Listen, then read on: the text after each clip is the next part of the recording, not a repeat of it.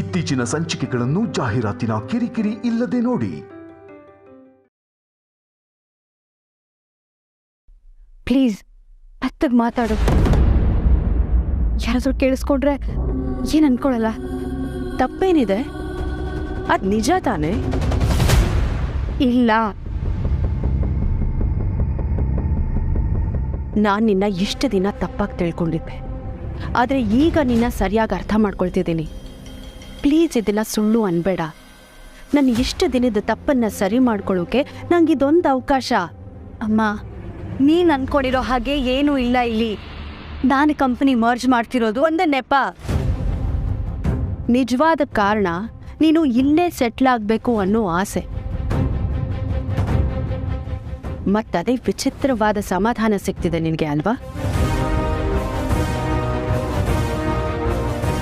ನಾನೇ ನಿನ್ನ ಬೈಯಲ್ಲ ಆರಾಧನಾ. ನಿನ್ನ ನಿರ್ಧಾರನ ತಪ್ಪು ಅಂತಾನೂ ಹೇಳಲ್ಲ. ಇಷ್ಟು ದಿನ ನಾನು ಅದನ್ನೇ ಮಾಡಿ ನಿನ್ನ ಮನಸ್ಸನ್ನ ತುಂಬ ನೋವು ಮಾಡಿದ್ದೀನಿ.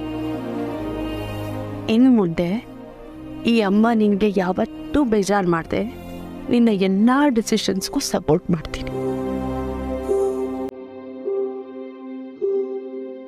ಇನ್ನಾದ್ರೂ ಈ ಅಮ್ಮ ನಂಬ್ತೀಯ ಅಲ್ವಾ?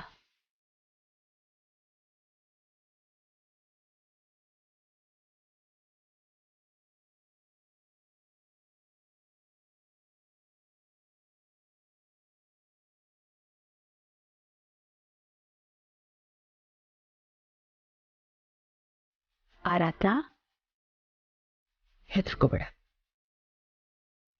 ನಿನ್ನ ನಿರ್ಧಾರಗಳನ್ನ ನೀನೇ ಒಪ್ಕೊಳ್ಳೋಕೆ ಕಷ್ಟ ಆಗ್ತಿರ್ಬೋದು. ಜಗತ್ತಿಗೆ ನೀನು ಮಾಡ್ತಿರೋದು ಸರಿ ಅಂತ ಅನ್ಸ್ದೇ ಇರಬಹುದು. ಆದ್ರೆ ನಿನ್ನ ಮನಸ್ಸಲ್ಲಿ ಏನಾಗ್ತಿದೆಯಲ್ಲ ಅದು ಮಾತ್ರ ಸುಳ್ಳಲ್ಲ. ನಿನ್ನ ಜಾಗದಲ್ಲಿ ಇವತ್ತು ಯಾರೇ ಇದ್ದಿದ್ರು ಅವ್ರು ಇದನ್ನೇ ಮಾಡಿರೋರು. ಎಲ್ಲಿರೋ ಆರ್ಯವರ್ಧನ್ ಕಾಣ್ತಿರೋದು ನಿನ್ ಗಂಡನ್ ಥರ. ಸೊ ನಿನಗೆ ಅವ್ರನ್ನ ನೋಡ್ದಾಗ್ಲೆಲ್ಲ ನಿನ್ ವಿಶ್ವಾಸನ ನೋಡ್ದಾಗ ಆಗ್ತಿರೋದ್ರಲ್ಲಿ ತಪ್ಪೇನಿದೆ? ಆರಾಧನಾ, ನಿನ್ನ ಫೀಲಿಂಗ್ಸ್ ಬಗ್ಗೆ ನೀನು ಯಾವುದೇ ರೀತಿ ಗಿಲ್ಟ್ ಪಡೋ ಅವಶ್ಯಕತೆ ಇಲ್ಲ. ಜೀವನ ತುಂಬಾ ಚಿಕ್ಕದು ಆರಾಧನಾ. ಬದುಕು ಸಿಗೋದು ಒಂದೇ ಸಲ. ಅದಕ್ಕೆ ನಮ್ಗೇನ್ ಬೇಕು ಅದನ್ನ ಇಲ್ಲೇ ಈಗಲೇ ಪಡ್ಕೋಬೇಕು. ಅದು ತಿನ್ನೋ ಅನ್ನ ಆದ್ರೂ ಅಷ್ಟೇ, ಪ್ರೀತಿ ಆದ್ರೂ ಅಷ್ಟೇ.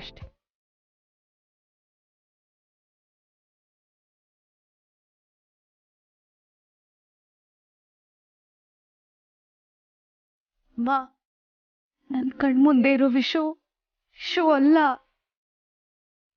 ಆಲ್ರೆಡಿ ಮದ್ವೆ ಆಗಿದೆ. ಅವ್ರು ಇನ್ನೊಬ್ಬರ ಗಂಡ. ಹುಚ್ಚಿ. ಕೆಲವು ದೇವ್ರಿಗೆ ಇಬ್ರು ಹೆಂಡ್ತಿರು, ಕೆಲವು ರಾಜರಿಗೆ ಹೆಂಡತಿ ಜೊತೆ ಪ್ರೇಯಸಿರು ಇರ್ತಿದ್ರು. ಆದ್ರೆ ಯಾವತ್ತೂ ಅವ್ರು ತಮ್ಮ ಕರ್ತವ್ಯನ ಮರೆತಿರ್ಲಿಲ್ಲ. ಅದಕ್ಕೆ ಅವ್ರನ್ನ ಕೆಟ್ಟೋರು ಅಂತ ಅನ್ನಕ್ಕಾಗತ್ತಾ? ಲೋಕ ಕಲ್ಯಾಣಕ್ಕಾಗಿ ಕೆಲವು ಘಟನೆಗಳು ಕೈಮೀರಿ ಹೋಗ್ತಾನೆ ಇರ್ತವೆ. ಅಷ್ಟಕ್ಕೂ ಹಕ್ಕಿರೋದು ನಿನಗೆ ಆರಾಧನಾ.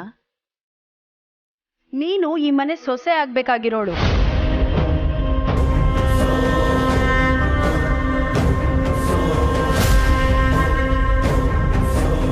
ನಿನ್ ಮನ್ಸಲ್ಲಿ ಏನಾಗ್ತಿದೆ ಅಂತ ನನಗೆ ಅರ್ಥ ಆಗುತ್ತೆ.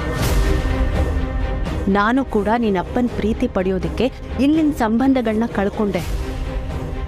ಈಗ ವಾಪಸ್ ಪಡ್ಕೋತಾ ಇದ್ದೀನಿ. ಪಡ್ಕೊಳ್ಳೋದು ಕಳ್ಕೊಳ್ಳೋದು ಎಲ್ಲ ನಮ್ಮ ಕೈಲಿರುತ್ತೆ ಆರಾಧನಾ.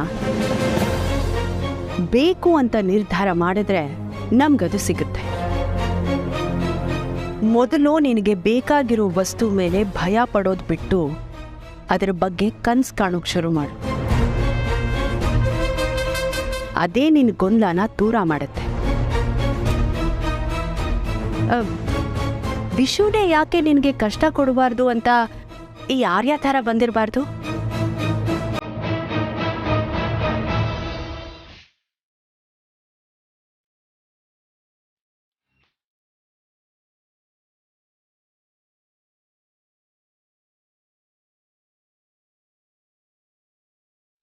ನಿನ್ನ ಜೊತೆ ಯಾವಾಗಲೂ ನಾನಿರ್ತೀನಿ. ನನ್ನ ನಂಬು.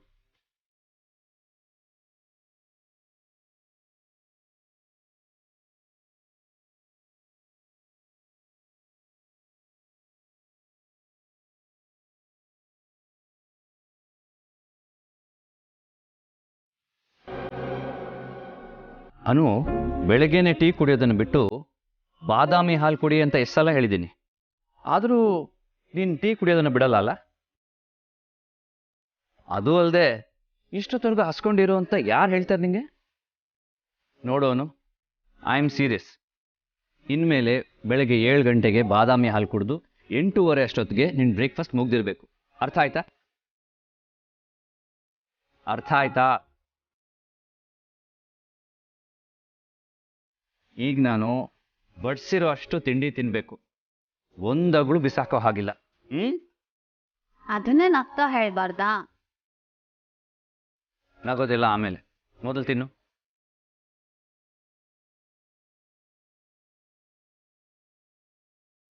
ರಿಯಲಿ? ಸೀರಿಯಸ್ಲಿ?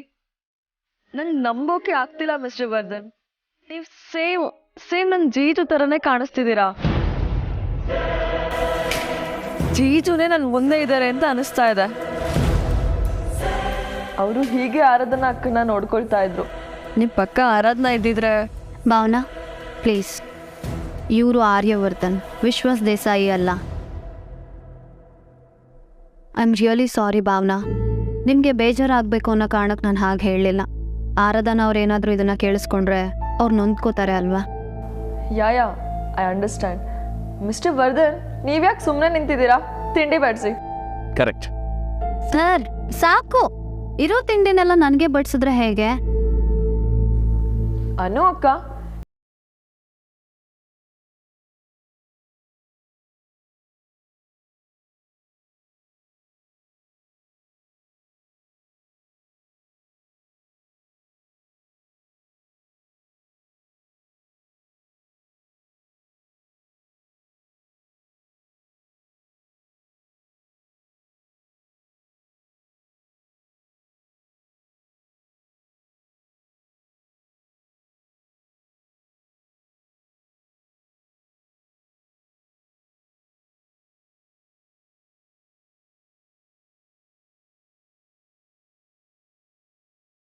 ಅದೇ ಬೇರೆ ಹೆಂಡ್ತಿರು ಅವ್ರವ್ರ ಗಂಡನ್ನ ಹೇಗೆ ಕರೀತಾರೆ ಗೊತ್ತಾ?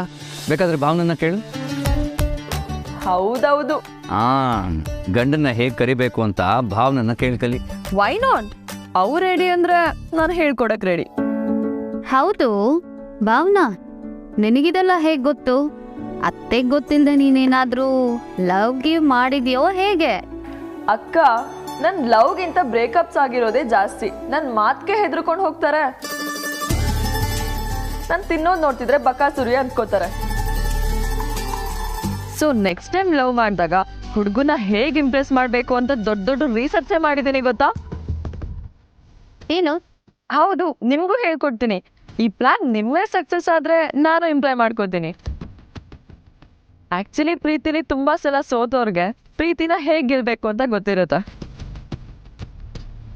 ನನ್ನ ಅಕ್ಕಂಗೆ ಪಾಠ ಮಾಡೋಣ ಅಂತ ಅಂದ್ಕೊಂಡ್ರೆ ಆಗಲೇ ಇಲ್ಲ. ಯಾಕೆ? She is so discipline and committed. ಲೈಫಲ್ಲಿ ಒಂದೇ ಪ್ರೀತಿ, ಒಂದೇ ಹುಡುಗ ಅಂತ ಹೇಳ್ತಿದ್ಲು. ಆದರೆ ನಾನಂತೂ ಫುಲ್ ಉಲ್ಟಾ.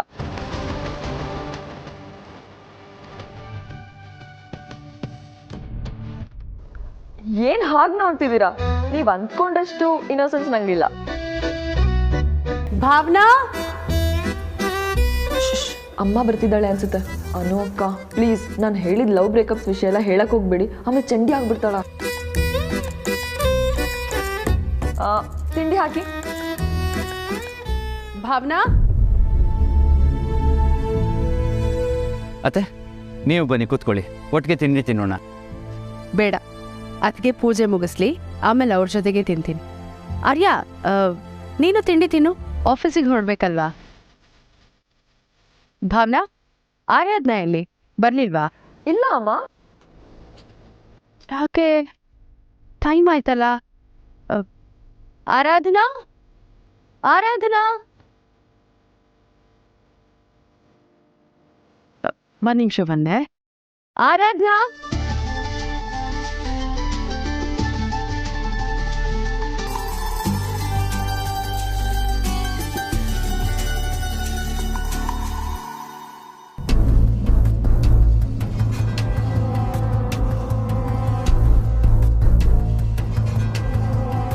ಆರಾಧನಾ, ಯಾಕೆ ಲೇಟು? ನೀನು ಎಲ್ಲರ ಜೊತೆ ತಿಂಡಿ ತಿನ್ಬೇಕಲ್ವಾ? ಆಫೀಸಿಗೆ ಟೈಮ್ ಆಗ್ತಿದೆ, ಹೋಗು ತಿಂಡಿ ತಿನ್ನು. ಅನು ಮತ್ತೆ ಆರ್ಯ ಅವ್ರದ್ದು ತಿಂಡಿ ಆಗಲಿ, ನಾನು ಆಮೇಲೆ ತಿಂತೀನಿ.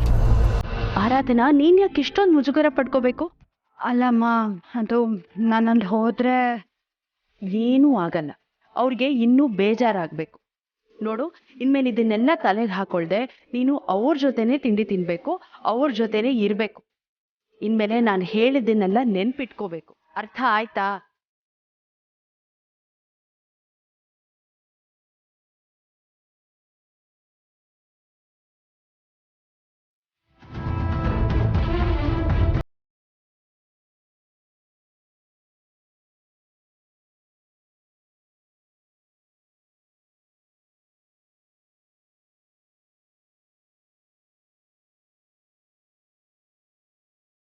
ಏನಿಲ್ವಲ್ಲ, ಯಾಕೆ ಕೇಳ್ತಿದ್ರ? ಮತ್ತೆ ಗಂಡ ಹೆಂಡತಿ ಇಷ್ಟು ಮೌನ ಆದರೆ ಏನಂತ ಕೇಳಬೇಕು? ಮಾನಸಿ ಬಗ್ಗೆ ಕೇಳ್ತಿದ್ದೀರಾ? ನನಗೆ ಅವಳ ಬಗ್ಗೆ ಏನೂ ಗೊತ್ತಿಲ್ಲಮ್ಮ. ಹರ್ಷ, ನೀನು ಹೀಗೆ ಮಾತಾಡೋದು ತಪ್ಪು. ತಪ್ಪು ಹೇಗಾಗುತ್ತಮ್ಮ? ಹೇಳ್ದೆ ಕೇಳ್ದೆ ಓದೋಳು ಅವಳು. ನಾನೇನಾದರೂ ಹೋಗು ಅಂತ ಹೇಳಿದ್ನ? ನೀನು ಹೇಳಲಿಲ್ಲ ಅಂದರೂ ವಾಪಸ್ ಕರ್ಕೊಂಡು ಬರೋದು ನಿನ್ನ ಕರ್ತವ್ಯ. ಏನಮ್ಮ ಕರ್ತವ್ಯನ? ಅಲ್ಲ, ನನಗೆ ಮಾತ್ರ ಮಾನಸಿ ಬೇಕು, ಮಾನಸಿಗೆ ನಾನು ಬೇಡವಾ? ಇಲ್ಲಮ್ಮ, ನಾನು ಅವಳ ಹೋಗಿ ಕರ್ಕೊಂಬರಲ್ಲ. ನಿನ್ನ ಮಾತು ಕೇಳ್ತಿದ್ರೆ ಯಾಕೋ ಮಿತಿ ಮೀರಿದೆ ಅನಿಸ್ತಾ ಇದೆ. ನಾನೇ ಮಾನಸಿ ಜೊತೆ ಮಾತಾಡಬೇಕಿತ್ತು. ನಿಮ್ಮಿಬ್ರದ್ದು ನಾರ್ಮಲ್ ಜಗಳ ಅಂದ್ಕೊಂಡು ಸುಮ್ಮನಾಗಿದೆ. ಮಾನಸಿ ಹೀಗೆ ಕೋಪ ಮಾಡಿಕೊಂಡು ಎಷ್ಟೊಂದು ಸಲ ಹೋಗಿ ಶಾಪಿಂಗ್ ಮಾಡಿಕೊಂಡು ವಾಪಸ್ ಮನೆಗೆ ಬರ್ತಿದ್ಲಲ್ಲ, ಹಾಗೆ ಅನ್ಕೊಂಡ್ಬಿಟ್ಟೆ. ಆದರೆ ಹರ್ಷ, ನೀನೇ ಯಾಕೆ? ಅಮ್ಮ, ನೀನೇ ಹೋಗ್ಬಿಟ್ಟು ಮಾನಸಿನ ಯಾಕೆ ಕರ್ಕೊಂಬರ್ಬಾರ್ದು ಅಂತ ಏನಾದ್ರು ಕೇಳಿದ್ರೆ ಅದು ಖಂಡಿತವಾಗ್ಲೂ ನನ್ನ ಕೈಯಲ್ಲಿ ಆಗೋದಿಲ್ಲಮ್ಮ. ಆ ಕೆಲಸ ನಾನು ಮಾಡಲ್ಲ, ಈಗಲೇ ಹೇಳ್ತಾ ಇದ್ದೀನಿ. ಸರಿ, ಬೇಡ ಬಿಡು. ಮಾನಸಿಗೆ ಫೋನ್ ಮಾಡಿದ್ಯಾ? ಮತ್ತೆ ಮಾನಸಿ? ಅಮ್ಮ, ಹೇಳ್ದೆ ಕೇಳ್ದೆ ಹೋದವಳು ಅವಳು. ಅವಳಿಗೆ ಯಾವಾಗ ಸಮಾಧಾನ ಆಗುತ್ತೋ ಅವಾಗೆ ಬರಲಿ. ಅವಳಿಗೆ ಹಠ ಜಾಸ್ತಿ ಆದರೆ ನನಗೆ ಕಾಯೋ ತಾಳ್ಮೆನೂ ಜಾಸ್ತಿ ಆಗುತ್ತಮ್ಮ. ಇದ್ರ ಬಗ್ಗೆ ನನಗೆ ಮಾತಾಡೋಕ್ಕೆ ಇಷ್ಟ ಇಲ್ಲಮ್ಮ, ಸಾರಿ. ಇವ್ರ ಕೋಪನ ಮುಂದುವರಿಯಕ್ಕೆ ಬಿಡಬಾರ್ದು. ನಾನೇ ಮಾನಸಿ ಹತ್ರ ಮಾತಾಡಬೇಕು. ಓ ಮೈ ಗಾಡ್, ನೀವು ಪ್ರೆಗ್ನೆಂಟ್ ವುಮೆನ್, ಇಷ್ಟು ತಿಂದ್ರೆ ಸಾಕಾ? ನನ್ನ ಹೋಟೆಲ್ ಏನೂ ಇಲ್ಲ ಅಂದ್ರೂ ತಿಂಡಿನ ಮೂರ್ ಸಲ ಹಾಕಿಸ್ಕೊಂಡು ತಿಂತಿದ್ದೀನಿ. ಮಿಸ್ಟರ್ ವರ್ಧನ್, ಯಾಕೆ ಸುಮ್ಮನೆ ನಿಂತಿದ್ದೀರಾ? ತಿಂಡಿ ಹಾಕಿ. ಸರ್, ನನಗೆ ಸಾಕು, ನನ್ನ ಹೊಟ್ಟೆ ತುಂಬಿತು. ಅನು, ನೀನು ಬೇಡ ಅನ್ನೋ ಹಾಗೆ ಇಲ್ಲ. ಸರಿ ಸಾಕು. ಯಾಕೆ ಆಯ್ತಾ ಇಂದ ಹರ್ ಪ್ಲೇಟ್? ಕರೆಕ್ಟ್.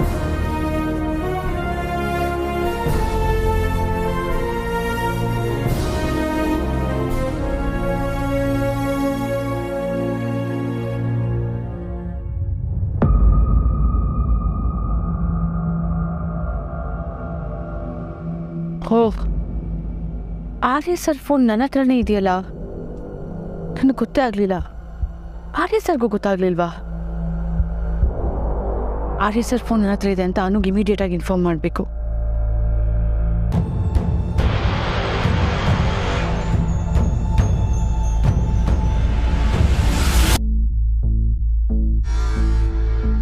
ಆರ್ಯ, ನಾವಿವತ್ತು ಬೇಗ ಆಫೀಸ್ಗೆ ಹೋಗಬೇಕು. ಸೊ ನೀವು ಬೇಗ ತಿಂಡಿ ತಿಂದರೆ ತುಂಬ ಒಳ್ಳೆಯದು. ಸರ್, ನನಗೆ ತಿಂಡಿ ಬಡಿಸಿದ್ದು ಸಾಕು. ಆರಾಧನಾ ಅವ್ರು ಹೇಳಿದ್ದು ಕೇಳಿಸ್ತು ತಾನೆ? ಗೀತಾ ಅಕ್ಕ, ಆರ್ಯ ಸರ್ಗೂ ತಿಂಡಿ ಕೊಡಿ. ಅನು ಅಮ್ಮ, ನೀವಿರಿ, ನಾನು ಹೋಗಿ ಫೋನ್ ತಂದು ಕೊಡ್ತೀನಿ. ಇಲ್ಲ ಅಕ್ಕ, ಬೇಡ. ನಂದು ಹೇಗೂ ತಿಂಡಿ ಆಯಿತು, ನಾನೇ ಹೋಗಿ ತೊಗೊಳ್ತೀನಿ. ಸಂಜೀವಿನಿ ಅತ್ತೆ, ಕುತ್ಕೊಳ್ಳಿ, ಟಿಫನ್ ಮಾಡಿ. ನೀವೂ ಬೇಡ, ಅಮ್ಮ ಪೂಜೆ ಮುಗಿಸಿ ಬರೋದು ಲೇಟ್ ಆಗತ್ತೆ. ನೀವು ಅಲ್ಲಿವರೆಗೂ ಯಾಕೆ ಕಾಯ್ತೀರಾ? ಪರವಾಗಿಲ್ಲ. ಸರಿ ಅತ್ತೆ. ಸಂಜೀವಿನಿ, ತಿಂಡಿಗೋಸ್ಕರ ಕಾಯಬೇಡ. ನನ್ನ ಪೂಜೆ ಲೇಟ್ ಆಗುತ್ತೆ. ಪರವಾಗಿಲ್ಲ ಅದಕ್ಕೆ, ಎಲ್ಲರೂ ಆಫೀಸಿಗೆ ಹೊರಡ್ಬೇಕಲ್ವಾ? ಮಕ್ಕಳೆಲ್ಲ ಹೊರಟ ಮೇಲೆ ನಾನು ತಿಂಡಿ ತಿಂತೀನಿ. ಇವ್ರು ಹೀಗೆ ಒಟ್ಟಿಗೆ ಮನೆಯಿಂದ ಆಚೆ ಹೋಗೋದನ್ನು ನೋಡಿದ್ರೆ ಸ್ಕೂಲಲ್ಲಿ ಸಮರ್ ಹಾಲಿಡೇಸ್ ಕೊಡ್ತಿದ್ರಲ್ಲ, ಅದು ನೆನಪಾಗುತ್ತೆ. ಓ, ಮಕ್ಳು ರಜೆಕ್ಕಿಂತ ನಿನಗೆ ರಜೆ ಸಿಕ್ಕಷ್ಟು ಖುಷಿನಾ?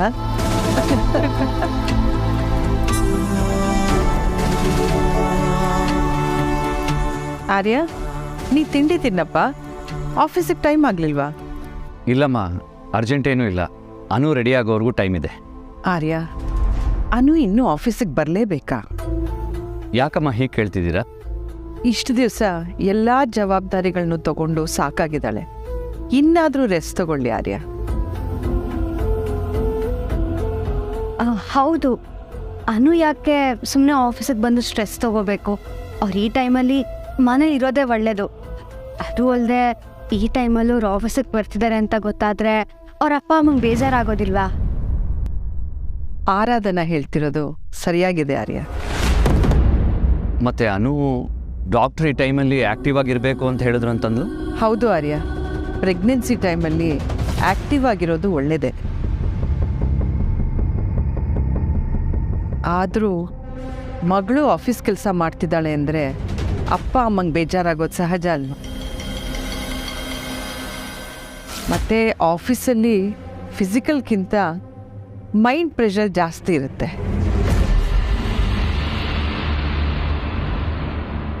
ಏನು, ಅನು ಪ್ರೆಗ್ನೆಂಟಾ? ಯಾಕಿಷ್ಟ ಆಶ್ಚರ್ಯ? ಅಲ್ಲ, ಅವಳನ್ನ ನೋಡಿದ್ರೆ ಹಾಗೆ ಅನ್ಸಲ್ಲ. ಕೆಲವು ನೇಚರೇ ಹಾಗೆ. ಎಷ್ಟೇ ತಿಂಗಳು ತುಂಬಿದ್ರೂ ಹೊಟ್ಟೆ ಕಾಣಲ್ಲ. 7 ತಿಂಗಳು ತುಂಬ್ತಿದ್ದ ಹಾಗೆ ಹೊಟ್ಟೆ ಕಾಣಕ್ಕೆ ಶುರು ಆಗುತ್ತೆ. ಒಬ್ಬೊಬ್ಬರ ದೇಹನೇ ಒಂದೊಂದು ಥರ ಅಲ್ವಾ?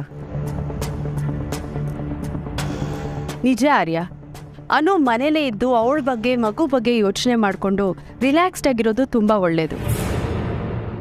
ಸರಿ, ದೊಡ್ಡವರೆಲ್ಲ ಸೇರಿಕೊಂಡು ಅನು ಆಫೀಸ್ಗೆ ಬರೋದು ಬೇಡ ಅಂತ ಸಜೆಸ್ಟ್ ಮಾಡಿದ್ರೆ ಅನು ಆಫೀಸ್ಗೆ ಬರೋದು ಬೇಡ.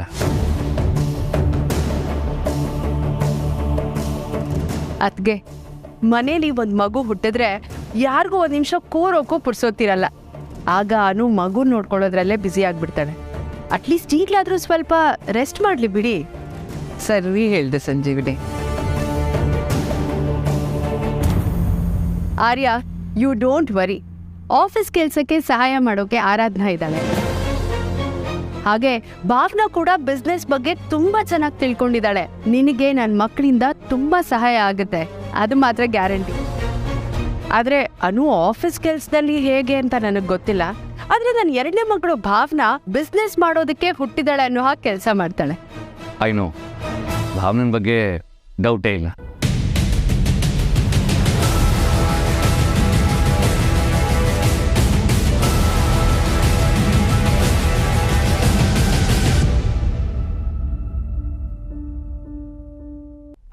ಹಾಯ್ ಅನು, ಯುನೋ ಎಲ್ಲ ವರ್ಕ್ ಕೂಡ ತುಂಬಾ ಫಾಸ್ಟಾಗಿ ಆಗ್ತಿದೆ. ಈ ಮರ್ಜರ್ ಪ್ರೊಸೆಸ್ಸಲ್ಲಿ ನೀನು ಕೂಡ ಇರಬೇಕು. You should be a part of it. Yeah Meera? Yeah, don't neglect. ಇವತ್ತಿನ ನೀನು ರೆಗ್ಯುಲರ್ ಆಗಿ ಆಫೀಸಿಗೆ ಬಂದರೆ ಒಳ್ಳೆಯದು. ಎಸ್ ಮೀರಾ, ಇನ್ಮೇಲೆ ಮಿಸ್ ಮಾಡದೆ ರೆಗ್ಯುಲರ್ ಆಗಿ ಆಫೀಸಿಗೆ ಬರ್ತೀನಿ. ಈಗ ನಾನು ಆಫೀಸ್ಗೆ ಹೊರಟಿದ್ದೀನಿ, ನಾನು ನಿನ್ಗೆ ಅಲ್ಲೇ ಸಿಗ್ತೀನಿ. See you. Bye Anu, see you.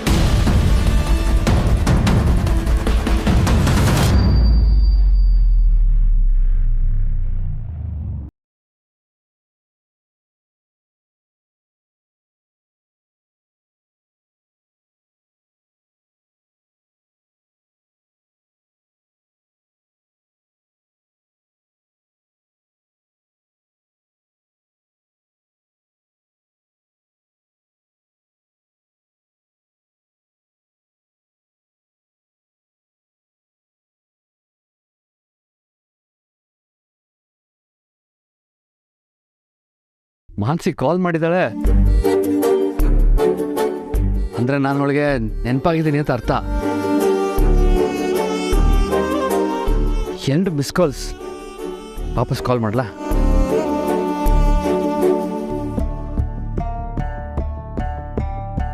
Mansi ಕಾಲ್ ಮಾಡಿ ನಾನು ಮತ್ತೆ ಕಾಲ್ ಮಾಡ್ತೀನೋ ಇಲ್ಲೋ ಅಂತ ಟೆಸ್ಟ್ ಮಾಡೋಕ್ಕೆ ನೋಡ್ತಿರ್ಬೇಕು. ಬಾ, ನಾನು ಕಾಲ್ ಮಾಡಲ್ಲ. ಅವಳು ಕಾಲ್ ಮಾಡಿ, ಪ್ಲೀಸ್ ಮಾನ್ಸಿ, ಇನ್ನು ಬಿಟ್ಟು ನನ್ನ ಕೈಲಿ ಇರೋಕ್ಕಾಗ್ತಿಲ್ಲ, ಪ್ಲೀಸ್ ಮನೆಗೆ ವಾಪಸ್ ಬಾ ಅಂತ ಹೇಳೋ ಸೀನೆಲ್ಲ ಇಲ್ಲ. ನನ್ನನ್ನು ಕೇಳದೆ ಹೋಗಿರೋಳು ನೀನು. ಬೇಕಾದ್ರೆ ನೀನೇ ವಾಪಸ್ ಬಾ.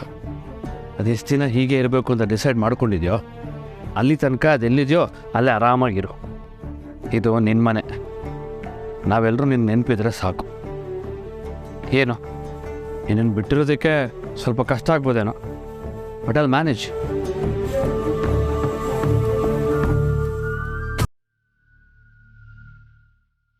ತಗೋ, ಬಿಸಿ ಬಿಸಿ ತಿಂಡಿ ತಿಂದು ಟೀ ಕುಡಿದು ರೆಸ್ಟ್ ತಗೋ. ಆಮೇಲೆ ನೀಟಾಗಿ ಶೇವ್ ಮಾಡ್ಕೊಂಡು ರೆಡಿ ಆಗು. ತಗೋ.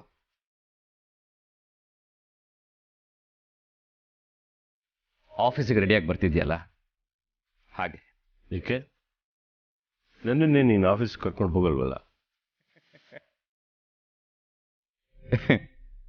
ತುಂಬ ಚೆನ್ನಾಗಿ ಅರ್ಥ ಮಾಡ್ಕೊಂಡಿದ್ದೆ ಜೆಂಡೆ. ನೀನಿಲ್ಲಿ ಬಂಧನದಲ್ಲಿದ್ದರೂ ಬೇರೆಯವ್ರಿಗೆ ಬಂಧು ಥರ ಇರಬೇಕು. ನಾನಿರಲ್ಲ, ಆಗಲ್ಲ ಅಂತೆಲ್ಲ ಹೇಳಬೇಡ. ನಿನಗೆ ಗೊತ್ತಲ್ಲ ಬೆಳಗ್ಗೆ ಏನಾಯಿತು ಅಂತ. ಸುಮ್ಮನೆ ಬೇರೆಯವ್ರ ಹತ್ರ ದೆವ್ವ ಅಂತ ಅನ್ನಿಸ್ಕೋಬೇಡ. ಕ್ಲೀನಾಗಿರು, ಫಿಟ್ಟಾಗಿ. ನಿನ್ನ ಸ್ನಾನಕ್ಕೆ ವ್ಯವಸ್ಥೆ ಮಾಡ್ತೀನಿ. ಹಾಯಾಗಿ ಸ್ನಾನ ಮಾಡಿ ಮಲ್ಕೋ. ನಿನ್ನಿಂದ ಯಾರಿಗೂ ತೊಂದರೆ ಆಗಬಾರ್ದು.